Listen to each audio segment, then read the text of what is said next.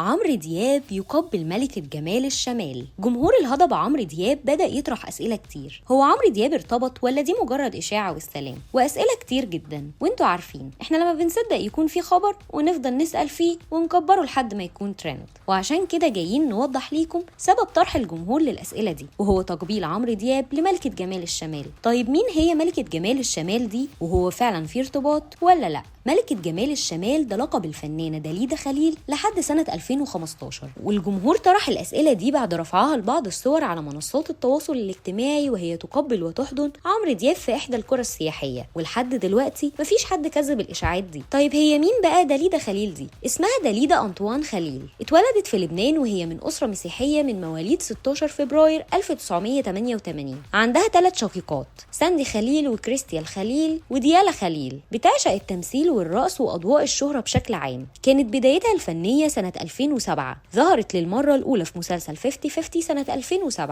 وشاركت بدور ميرا في مسلسل أجيال سنة 2010 بالاشتراك مع يوسف ورد الخال. ومن أهم أعمالها التلفزيونية مسلسل حلوة وكذابة سنة 2013، ومسلسل دوائر حب سنة 2015. حصلت على جائزة ميركس دي أور كأفضل ممثلة صاعدة سنة 2012. حافظت على لقب ملكة جمال الشمال لمدة 12 سنة على التوالي لحد سنة 2015. كانت أول تجارب داليدا خليل في السينما سنة 2013 بفيلم حلوة كتير وكذابة، وبدأت مسيرتها في الغنى سنة 2009. كانت أول أغانيها بعالم الموسيقى هي أغنية شو أخد معك، ومن بين أغانيها أنت حبيب القلب وما بقت إلي أعشائها وشو أخد معك وأول مرة ووردة وردة ومودي عالي. والصور دي اترفعت بعد إصدار عمرو دياب أحدث أغنياته على منصة أنغامي، أغنية اسمها قولي اسمي، وجت الأغنية من كلمات أيمن بهجت قمر وألحان محمد يحيى وتوزيع جلال الحمداوي ومكساج وديجيتال ماستر أمير محروس. دي ما كانتش أول مرة لعمرو دياب، الهضبة ارتبط كتير، وكان أول ارتباط بشيرين رضا وخلف بنته نور، وانفصل عنها بسبب الغيرة الشديدة، وبعد كده ارتبط بزينة عاشور وخلف منها 3 أطفال، وكانت آخر علاقاته بدينا الشربيني اللي انفصلت عنه بسبب الخلفة. تفتكروا فعلا عمرو دياب ارتبط بيها ولا الصور اللي رفعتها دي علشان تكون في الترند؟ كلنا نشارك في الكومنتات ونقول شايفين ده ترند ولا ارتباط، وما تنسوش تعملوا لايك وفولو وسبسكرايب على اليوتيوب.